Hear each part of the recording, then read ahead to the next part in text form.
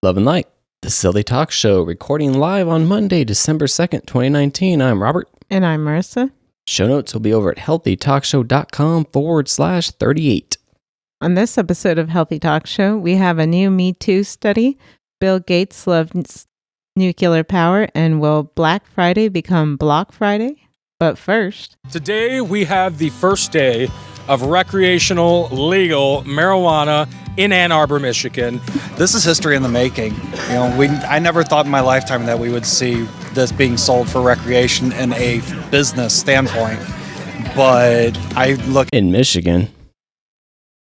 That's pretty Especially way pretty out there. Interesting, yeah. at it as it being history. We're seeing the end of a prohibition here. First day of legal weed sales. Long time coming. Look at those prices. Whoa. An eight? For some of them, 8 for $58. That's quite expensive. Yeah. Because I think, yeah, it's quite expensive. Love those names. Yeah. Skywalker. Little pricey. And we're grateful for it. I have 2 artificial knees, 2 artificial hips, a pin in my shoulder, but I take no opiates. And marijuana got me off of opiates, and I'm truly grateful for that. Damn right. Hell yeah. Forget the opiates, man. Yeah. Switch to weed.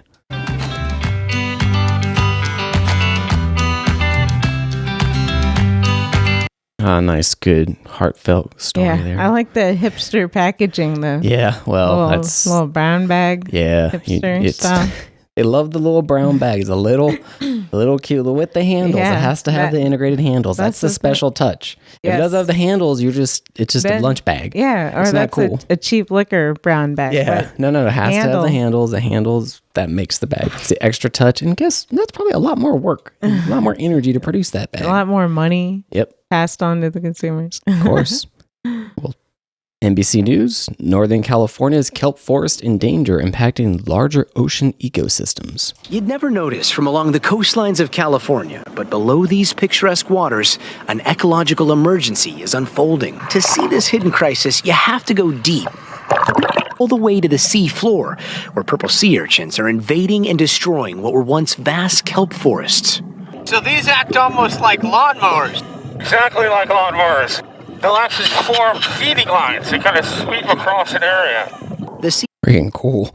Yeah. That's wow. A lot of them. That is a lot. urchins, just one piece of a catastrophic trifecta devastating the ecology of California's sea life. Warming waters from climate change and a disease wiping out starfish, the sea urchin's natural predators, have led to a purple urchin takeover. A few years ago, these kelp forests stretched all up and down the Northern California coast, but they have been decimated. They are known as the redwoods of the ocean, and this is one of the last patches left. Which is why volunteers like So Joshua dramatic. Yeah.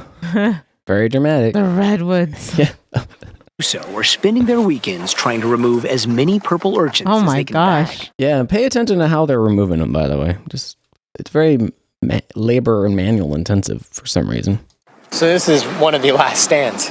Yeah, we've lost over 90% of our kelp beds in Northern California. Experts say the kelp forests are the foundation for countless food chains, from plankton to abalone, fish, crabs, sea otters, all now replaced by a barren seabed of urchins. Veteran divers say what they are seeing destroyed underwater is on par with any natural disaster we see on land. Oh my God. They're going to get one by one there. Yeah, it's very meticulous for some reason. We have a crisis in the making. The ocean is dying because we've got 1 billion sea urchins and they're eating everything. 1 billion? That's what he says. He said 1 billion. For some reason, the guy on the beach said 1 billion. I don't know why the guy's interviewing him. Did he do a survey? He's a diver. Looks like a lot. He's a diver. So. The ocean is dying because we've got 1 billion sea urchins and they're eating everything. But on shore, solutions are limited, with regulations restricting how many urchins can be harvested, and only by hand. Sorry, wait. Yeah, let's what? replay that. What's hurting it? What? Why are they thriving and killing everything? Everything.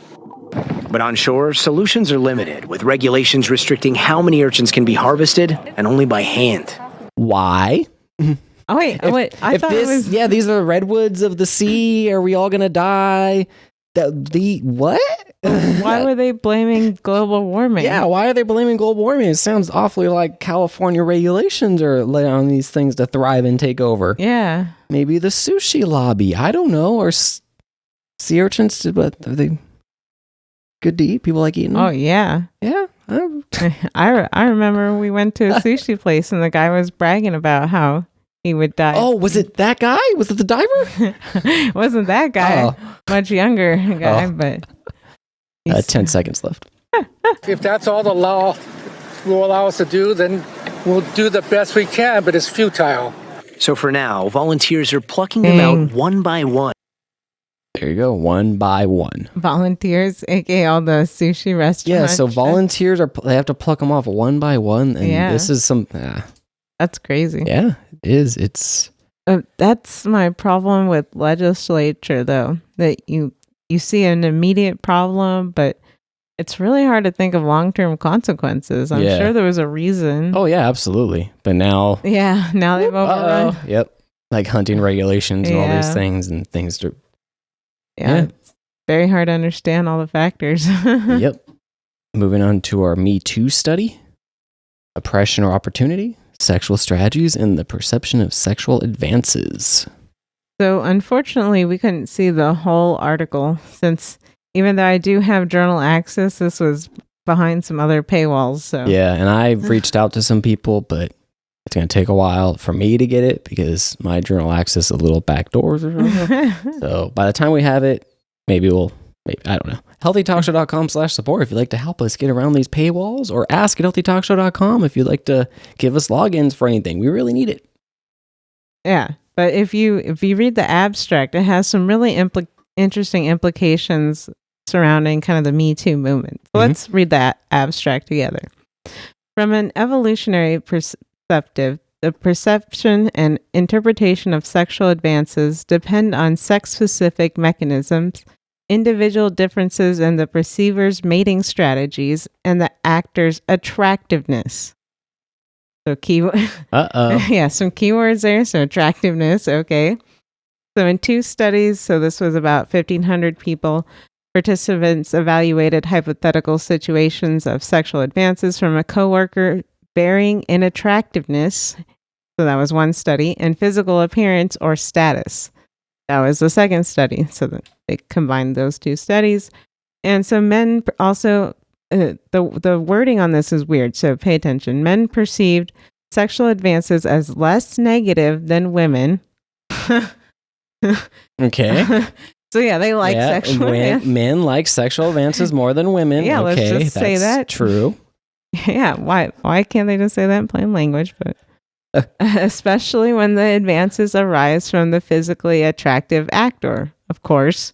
Yeah. What, were you surprised? I'm not. Wow, this is groundbreaking. Yeah, groundbreaking. Wow, holy moly. Furthermore, they have a great other little tidbit in there. The higher the sociosexual orientation of the participants, the less harmful these sexual advances are perceived. Oh, what's sociosexual? Yeah. That's weird. I had no idea what that meant. And so sociosexual orientation is the individual difference in the willingness to engage in sexual activity outside of a committed relationship. So they're saying that if you are a cheater, basically, or, have some sort of non-monogamous relationship, you're obviously going to be more open to flirting. Yeah. So that also, it makes sense, of course. So wait, can sociosexual mean poly as well? Yeah, I'm not does sure. the other partner? So it's not just cheaters. You have to be careful with that. Yeah, that's true. That's good. It's just the way they said it. Yeah. It sounded like a very but that's true. I don't know. People who are into poly and stuff are also more open, so. I'm not sure. Like I said, since we didn't get to read the study, unfortunately, I'm not sure if they had any poly representation even. I probably not. Well, right. Well, that was a great study. Yeah. We learned a lot. We would like to still review it all. If you want to send it to us, that'd be great. AskHealthyTalkShow.com. But what does this tell us about the Me Too movement, though? I don't know. What does it tell us? That attractive people get away with more stuff. They can be flirty. Yeah. Women aren't going to complain. Men aren't going to complain either. The thing, and money also plays a factor. And Weinstein was up to his shenanigans for a long time. He's also ugly. Yeah, right. So, and he did weird stuff. Like he'd jerk off into plants and stuff. He did really weird shit at parties. It was really strange. Oh, he had the status. But bringing it back to, yeah. reality. Yeah. But what? Now it's all sexual harassment, Me Too. It's all. Yeah. So, yeah. Be kind to one another. Love each other. Try to be a little open. Understanding. Respectful. Understanding. Yeah. Yep. You always have to understand. Just try to see things from the other person's perspective. That's the challenge. As you will have to challenge ourselves to do that. It's really difficult because we can always see things from our blinders. True. CBS Evening News, Gayle King sits down with Facebook CEO Mark Zuckerberg and wife Priscilla Chan. The main thing now that people are talking about are the political ads, that you don't want to take down political ads that people know are false, that they contain false information. Wait. Yep. I have. How do you even establish that they're false? Aren't all political ads false because they're all exaggerations? Yes, it's all. They're all promising you something. Mm-hmm. Yeah, it's true. So they're all false. Yeah, they're. So nope. You're right. What I believe is that in a democracy, it's really important that people can see for themselves what politicians are saying so that they can make their own judgments. And, I don't think that a private company should be censoring politicians or news. I agree with that 100%. A private company should not be censoring. I agree with that. I agree. What's wrong with that? Small group of your employees, about 200, wrote a letter saying that they wish that you would reconsider. 200 employees, that's not that many. Because they said free speech and paid speech are not the same. Do they have a point? Oh my gosh. Well, this is clearly a very complex issue, and a lot of people have a lot of different. Okay, I see this a lot of ways. CBS is mainstream media. They get big political ad money during the campaigns. She's discouraging Facebook from taking their money. Oh, that's funny. Stop taking our money. You need to stop taking the political ads away from us. Yeah. It's bad. 200 employees wrote a letter. Don't do it. That's true. And the whole reason why everyone jumps all over Trump is because he tweets everything. He doesn't communicate through the mainstream media. He doesn't communicate through CBS, CNN. They don't like that. Yeah. Love it or hate it, it is what it is. That's the way he chooses to communicate. He communicates directly with Twitter. Yeah. So if Twitter starts censoring his, which I might be trying to push them to do that, that'd be interesting to see. Yeah. Moving on to more celebrities and elitist stuff. NBC News, Leonardo DiCaprio responds to Brazilian president Amazon fires accusation. Not Amazon the company, the Amazon forest. Tonight, a war of words between Brazilian President Jair Bolsonaro and Oscar-winning actor Leonardo DiCaprio. President Bolsonaro blaming the star for the devastating Amazon wildfires earlier this year. DiCaprio is a cool guy, he said, giving money to set the Amazon on fire. Bolsonaro. Oh. Yeah. It's pretty funny. Bolsonaro has accused certain non-governmental environmental organizations of deliberately setting fire to the Amazon, all to get donations. It contacts Leonardo DiCaprio, he alleges. He donates $500,000. You are contributing to the fire in the Amazon. Investigators have not found any evidence so far to support the accusations. And now the actor and avid climate activist is hitting back, saying in an Instagram statement, while worthy of support, we did not fund the organizations targeted, adding that he remains committed to helping secure the Amazon for the future of all. There you go, for the future of all Brazilians. Yeah, pretty good. Would you like to hear somebody sticking up for Leonardo DiCaprio here? Yeah, Brazilian. For the president of a country to claim that an actor is actually trying to hurt the environment that he's trying to protect, it just shows how little Bolsonaro has in his pocket. Yeah, Marissa, for a president of a country to question celebrity Leonardo DiCaprio. Wait, why are actors holier than thou? Yeah. Future of all Brazilian. For the president of a country to claim that an actor is actually trying to hurt the environment that he's trying to protect, it just shows how little Bolsonaro has in his pocket. Very interesting. Yeah.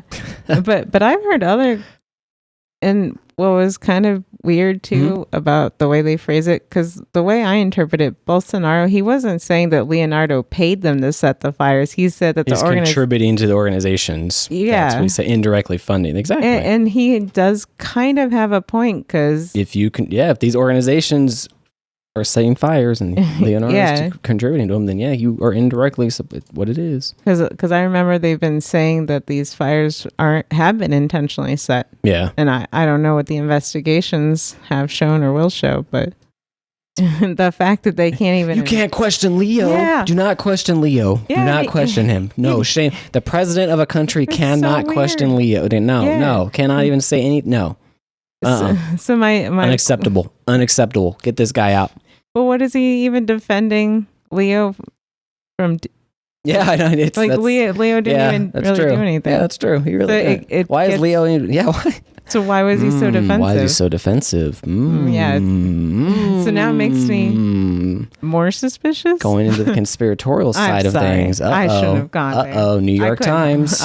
Jeffrey Epstein blackmail and lucrative hot list. What? A shadowy hacker claimed to have the financier's sex tapes. 2 top lawyers wondered what would the men in those videos pay to keep them secret. And this New York Times article is very recent, November 30th, 2019. And it had a cool video from something called The Weekly. I don't know what it is. It's a podcast or something. Let's check it out. The Weekly. This story really began for us the day in July that Jeffrey Epstein was arrested and criminally charged with sex trafficking of minors. Suddenly, he was someone we were thinking about. One of the big questions was where his money was from. How does someone like that come up with hundreds of millions of dollars? And we were tantalized by the fact that he seemed to have influence with a lot of powerful people. And these weren't models and Hollywood people. These are some of the biggest names in business and finance. They were Nobel Prize winners, Wall Street bigwigs. The list goes on. Clintons. And we wanted to figure out why people had gravitated to him, even after he had become known as a sexual predator. And then in September, our reporters met a man who claimed to have a secret trove of information from Epstein's properties. And this is someone who had extraordinary, probably unparalleled inside access to not only Epstein, but Epstein's digital archive. If what the informant was saying was true, it had the potential to unlock Jeffrey Epstein's most important secrets. Will we get there? I have no Let's idea. see it. I want to see it. Yeah. Well, does it exist? We don't know. You made the 2 key points right there. Is that you want to see it? Everyone wants to see it. Everyone's been hoping for this. Yeah. Why does everyone want to see it? We all know why we want to see it. Because we all know there's a certain name there that if we see it pop up, we'll go, ooh. But the fact that we all are looking for this name, does that tell you something about that name? Does that maybe tell you about the affiliation of that person? Yeah. I don't know. The elite, I don't know. Moving on. Ready to move on to the IMF? Yeah, let's hear it. All right. Well, if you don't know what the IMF is, it's International Monetary Fund, also known as the Fund. It is an international organization headquartered in Washington, D.C., consisting of 189 countries working to foster global monetary cooperation, secure financial stability, facilitate international trade, promote high employment and sustainable economic growth, and reduce poverty around the world while periodically depending on the World Bank for its resources. That's what the IMF is. This is something they do. It's called One-on-One with Christine Lagarde. And if you don't know who she is, I don't know where she's at now. She's on the IMF. She's a real high up there person. Super, super, super duper elite, super rich. With Michael Bloomberg, who's currently running for president, I believe. We at the IMF know that when we come with good rational, good advice, policy recommendations, it's going to be different for every country. Yes. Culture matters, history matters, civilization, relationship between people. How do you... IMF always comes with good advice. Just that bothers me. Yeah. We come with good advice. No, you can come with advice. Your advice is not necessarily good. That's true. have this global position, and I know you're extremely active. How do you... Hey, this was last year, by the way. I don't know if I said that in April. I want to disclose that. Last April, 2018. have this sort of tailored approach per country, per nature of audience that you deal with?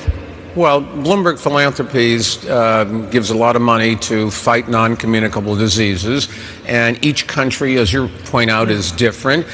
Social mores are different. The impact of taxes is different, and taxes are one of the real reasons and real ways you influence people to do what's in their own interest. Oh, he just said taxes out. What you used to. Wait, let's hear that one more time. What? Oh, this is horrible.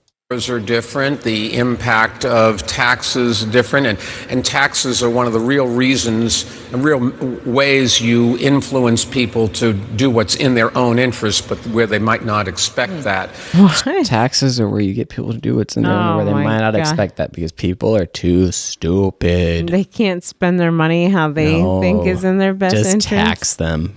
Tax them. So if you want to get kids to stop smoking, raise cigarette taxes. And the more you raise them, the less they smoke.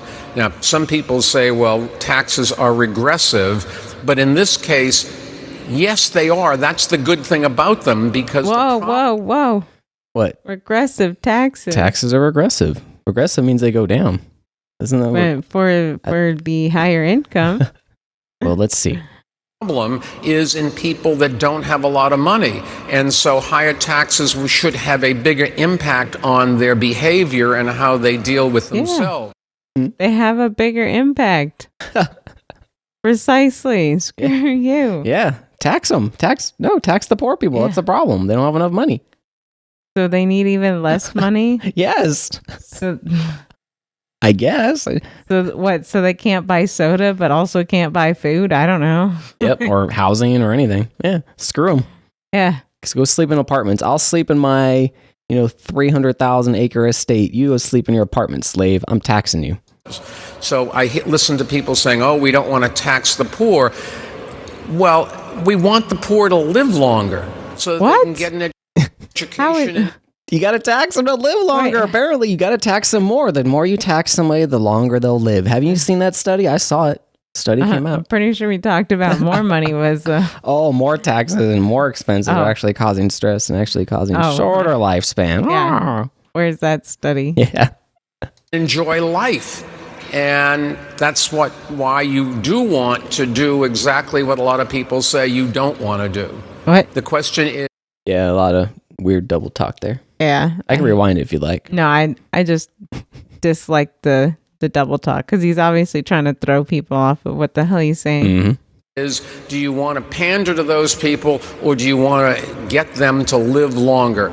And there's just no... Do you want to pander to the poor? People? You want to pander to those people, the poor, or do you want them to get them to live longer?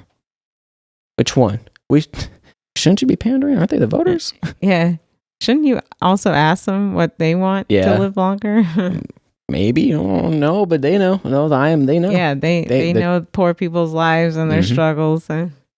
They've lived the poor life. They know. They know. They've lived our lives. Question. If you raise taxes on full sugary drinks, for example, they will drink less, and there's just no question that full sugar drinks are one of the major contributors to obesity, and obesity is one of the major contributors to heart disease and cancer and a variety of other things. So it's like saying, I don't want to stop using coal because coal miners will go out of work. Well, will lose their jobs. We have a lot of soldiers in the United States and the U.S. Army, but we don't want to go start a war just to give them something to do. Wait, what? It's called the military-industrial complex, dude. We do that all the time.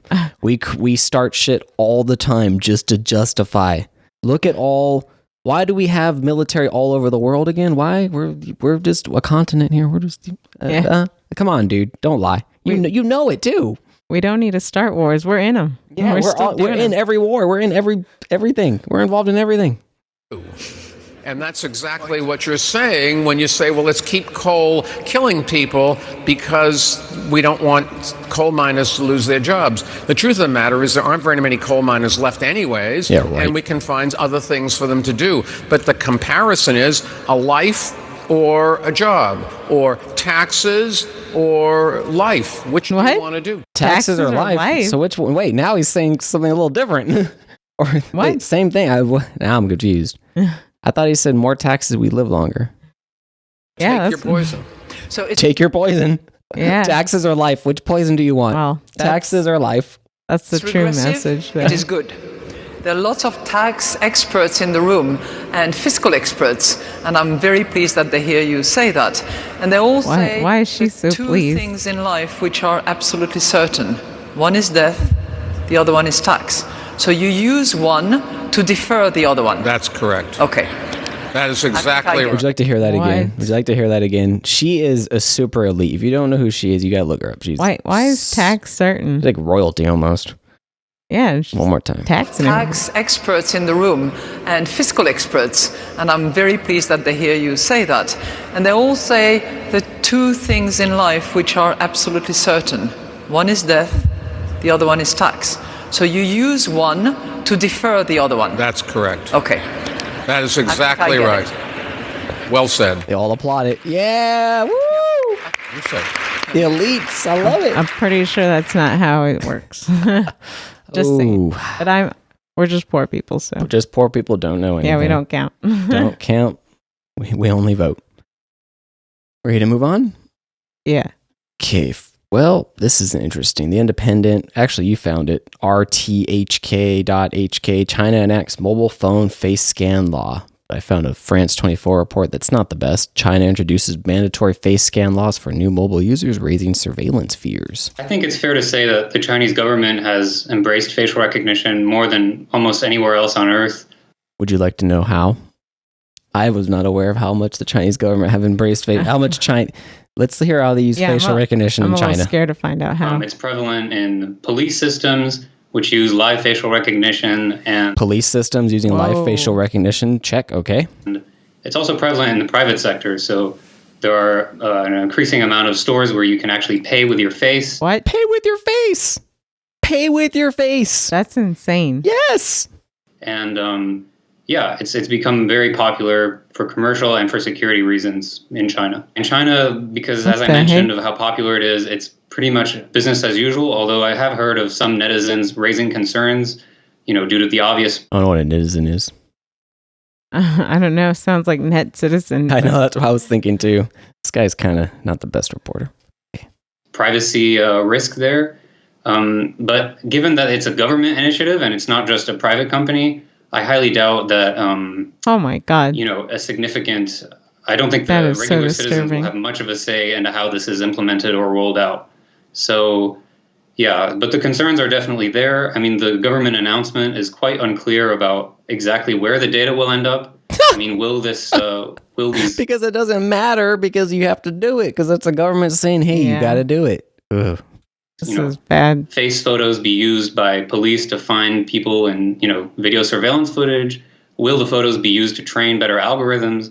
All of that is very unclear, and it's kind of not surprising given, Chinese government announcements and the way these things work is typically pretty opaque.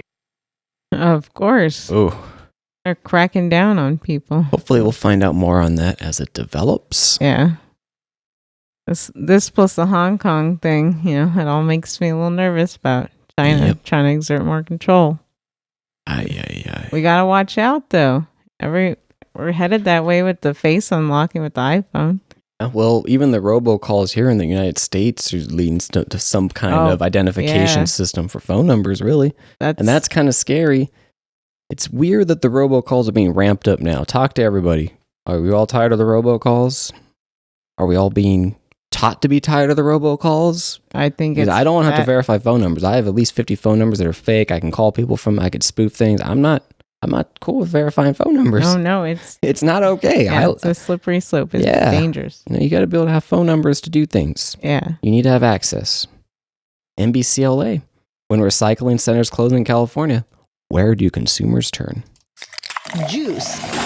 Even beer you buy, you pay a 5 or 10 cent CRV, California Refund Value. Each year, Americans throw away 26 billion bottles and jars. CRV became law more than 30 years ago. The idea, to encourage recycling, you return your empty bottles and cans, and when you do, you get back your nickels and dimes. Sounds like a reasonable system. Yeah. But consumers like Mark Milan say easier said than done. I showed up with an entirely full car of cans. His local recycling center recently closed. It's had gone out of business. In fact, 343 recycling centers shut down across the state this past year alone. But that shouldn't leave consumers without options. When recycling centers close, a backup plan kicks in. Most nearby stores that sell the single-use beverages are required to recycle them. The law does allow stores to opt out and pay a daily $100 fine. But here in Southern California... So essentially, California has a law that says all you stores, you either have to accept recyclables or we're going to charge you $100 a day. And everyone, if I were a business owner, I would say, yeah, I'll pay the $100. I'll take the recyclables, no problem. No problem, California. Please don't charge me $100 a day. That's a lot of money. Yeah, you're really good at collecting taxes. How good are you at enforcing this recycling thing, though? 1,500 stores have promised to take back your empty cans and bottles. But Mark says some of them aren't following the rules. I haven't recycled anything in 3 months. We tagged along with Mark as he tried to recycle at 3 of the closest stores 8 miles from his home that the state says should take his recyclables. But 2 of the 3 wouldn't accept them. As a good corporate citizen, they should be following the law. The I-Team also tried dropping off empty cans and bottles at stores that are supposed to take them, but we were turned away too. We called another 150 stores. 93 of them said they wouldn't take our recyclables. Nuts. They called them and they said nope. They called them. Usually when you get there, they say, hey, no, I wasn't the one who answered the phone, even if it's one person still working. I didn't answer that. I didn't say that. Because most... I had that happen to me so many times with coolant. Gosh. Oh, man. So frustrating. A trade group that represents mom and pop gas stations and convenience stores says accepting recyclables just isn't doable. What? They don't usually have the staffing or the capacity to be able to process mass recycling. Okay, but what about the larger stores? Some of them turned us away too. This Target Express wouldn't accept our bottles and cans even though a sign out front said it was required to. In a statement, a Target spokesperson said, I can confirm we offer bottle and can redemption at our small format store. If stores aren't playing by the rules, enforcement falls on CalRecycle, the state agency that oversees recycling. But Jamie Court from Consumer Watchdog says CalRecycle is failing. If there's no policeman on the beat, why would the retailers feel they have to? CalRecycle wouldn't talk to us on camera, but says it has inspectors to make sure the stores that promise to take your recyclables really do. Adding, it has conducted 1,500 random or surprise inspections since the beginning of August. Wait, then it should have hit all the stores. Yeah. Well. By there. What, they're going to the one store? Because both the numbers are 50, yeah. Yeah.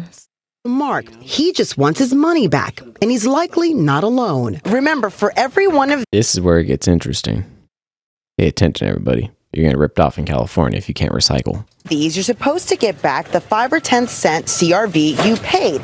But according to CalRecycle, that's only happening at about 76% rate, which means the state is pocketing $150 million of your money.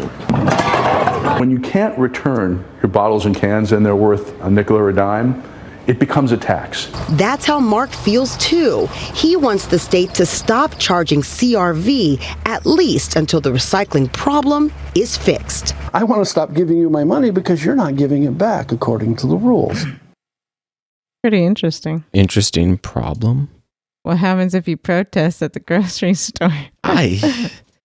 It's crazy because the state is essentially pocketing the money. Yeah, where's it going? The state of California is showing that they can't run things efficiently or effectively because this seems like it's falling apart. Yeah. And there should be a real push against this single-use crap anyways. Why are we not talking about that? I don't understand. It's really weird. That's also true. Leading to sin. You ready? I still don't get why it's so hard to recycle. Crazy. Yeah, it's especially in California. Yeah. This is... We're talking about that we, can't get the recycling sent off overseas. Yeah. Well, the fact that the CRV, the thing's built into the price, into state regular, that is... then it's proof that maybe they shouldn't be involved in that. If they can't even run it effectively, then That's true. There it is. There's the example right there. It's not running effectively. where? But you're supposed to trust them. Yeah, with your taxes. With the taxes on everything else, on gas and everything. Yeah, the elites know it's good for my life. Give my money to Bloomberg and the IMF. Just give it all. Yeah. I want to talk about Black Friday. There were some protests. They're trying to call it Block Friday now. Pretty cool. Let's check it out. Democracy Now! In New York City, dozens of members of the environmental group Extinction Rebellion were arrested on Black Friday after hundreds of activists peacefully blocked an intersection in Herald Square in Midtown Manhattan, protesting Black Friday's consumerism. The action was part of multiple protests taking place around the globe against the climate crisis and capitalism. The climate crisis and capitalism now. Love it. In France, dozens of activists protested outside Amazon's headquarters in Paris, while others formed a blockade at a shopping mall in Paris's business district. Another protest against Amazon also erupted in Germany.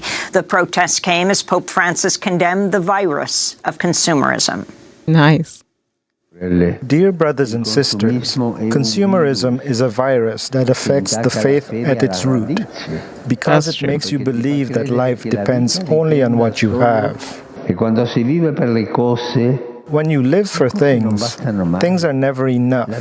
Greed grows and other people become obstacles in a race, and so one ends up feeling threatened and always dissatisfied and angry. The level of hatred rises. Holy moly. Those are powerful words, and they're very true. Yeah. Wow. Woo, it's the virus. Yeah, that's the problem with this climate change movement, though. I don't think people are going to like that, you know? No, the anti-commercialism part of it, the don't buy new stuff part.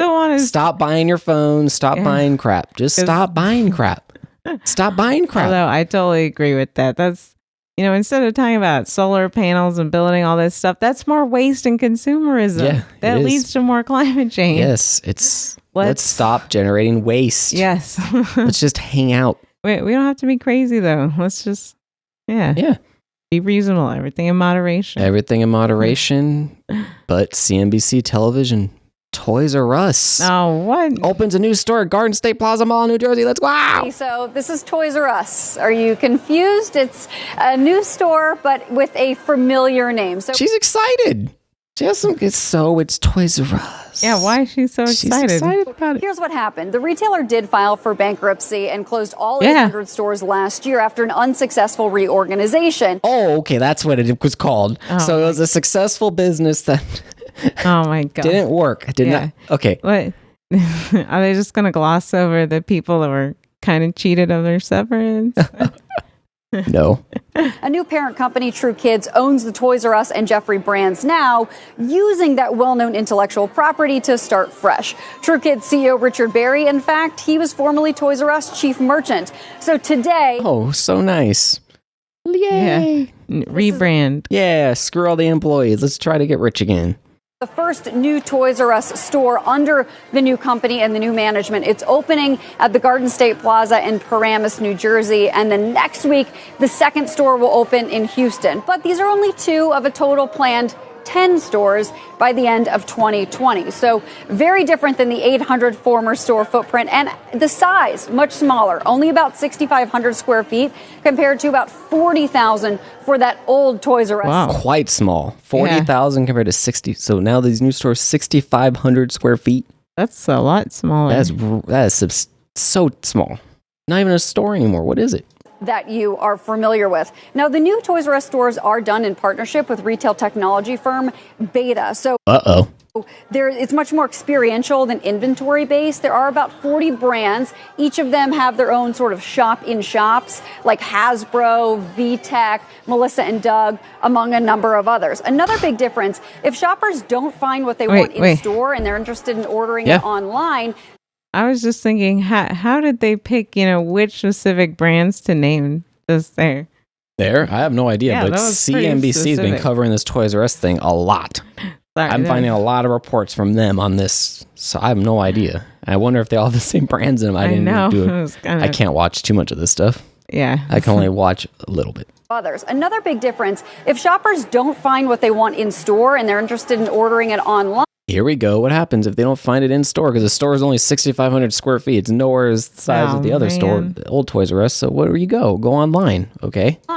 They can go to certain screens here, but then when you go to the ToysRUs.com website, click on the toy that you want, you actually will end up getting the order fulfilled through Target.com. So Target is actually the one that gets that sale, benefiting actually from the absence of Toys R Us in the year since it's disappeared. Target has added more space in its stores, inventory, and an enhanced focus in general on toys.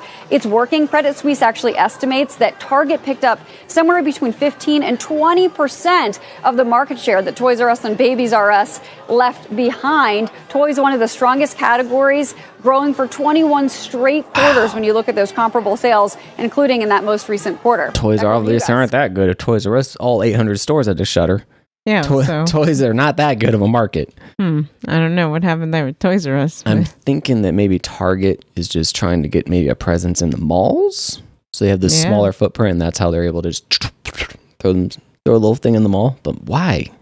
Maybe just to spread their dominance. I don't know. Everyone's because malls, space rent's expensive. I have family that runs stores in malls, and they say it's horrible. You have to be open when the mall's open, so you can't be closed for Christmas.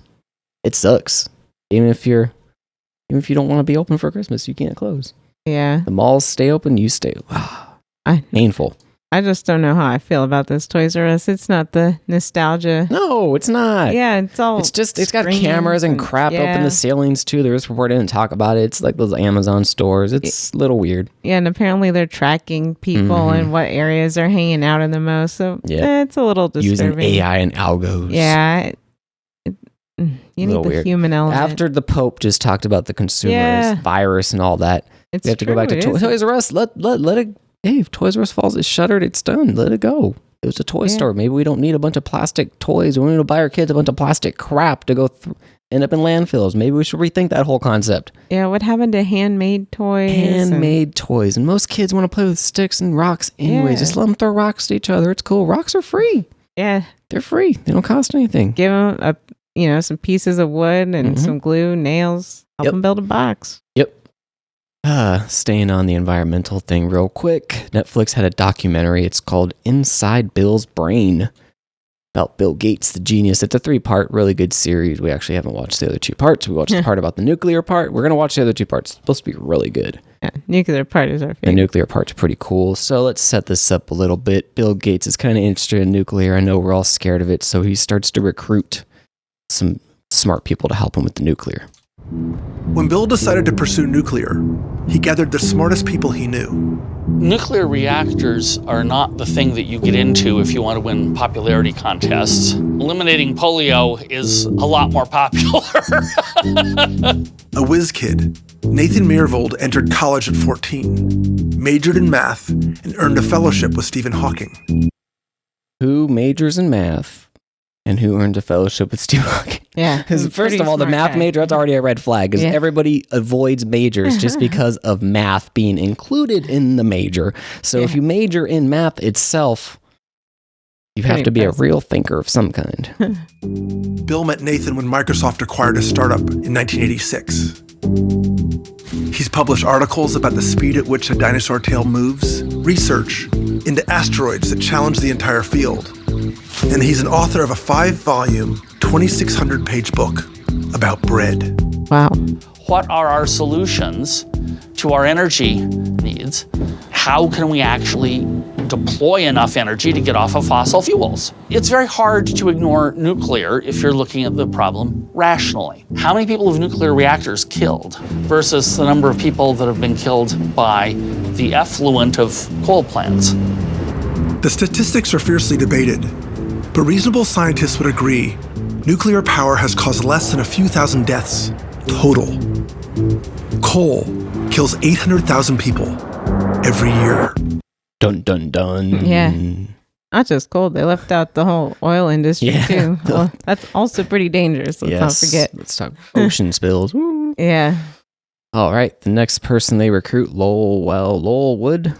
When Bill and Nathan got serious about pursuing nuclear energy, they met with an expert whose controversial reputation still precedes him. Lowell Wood worked with Edward Teller, who's famous for inventing the hydrogen bomb. Oh, yeah, hydrogen bomb. Oof. Yeah. He was the technical head of the Star Wars project back in the Reagan administration. But beyond his decades of defense work, Lowell also became a prolific inventor. Today, he holds more patents than Thomas Edison. We won't hold that against him. Yeah, pretty impressive. Most meetings that involve Lowell and me will involve Lowell at some point remarking how stupid I am.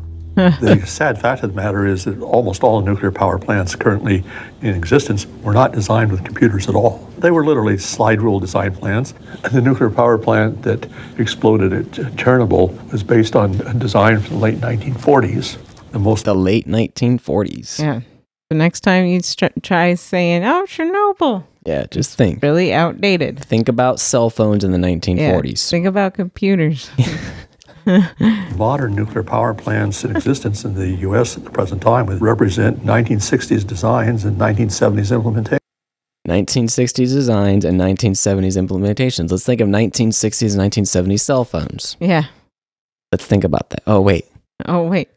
When did we even make it to the car phone? Yeah. Or the giant cell phone? Yeah. All right. Now the documentary goes into really quick the safety issues with Fukushima. Explains it to a way we can understand it. It's pretty cool. Interesting. Yeah, it's really interesting how they'd explain it, and it's cool. Yeah, check it out. Fukushima was a slide rule era plant. It's of a type of plant that becomes unsafe if you ever shut the power off. That's a problem. Yeah.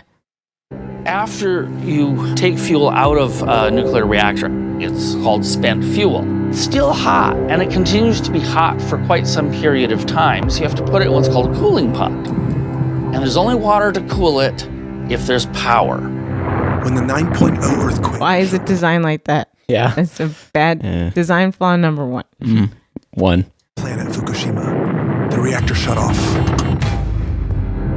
Now, the people who built that said, okay, no problem. We'll put some diesel generators there. But then they made a set of other kind of disastrous design choices. The diesel generators were put at the lowest point, right behind the seawall. So as soon as the tsunami went over the seawall, it destroyed the generators. So the tsunami destroyed the generators, which destroyed the power, which... Yep. Oh. But who made that serious design flaw? Come on. The first thing you do is you definitely do not put your... I can answer that question. Government, maybe?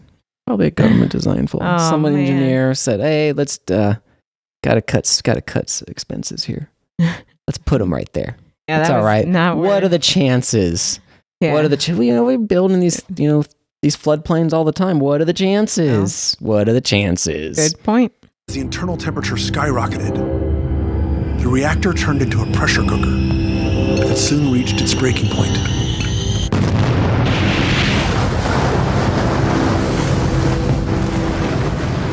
Very dramatic, but cool looking, but not cool that it happened.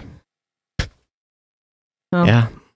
And so now Netflix and Bill Gates, they show this traveling wave reactor. Very little information on it. We have a clip.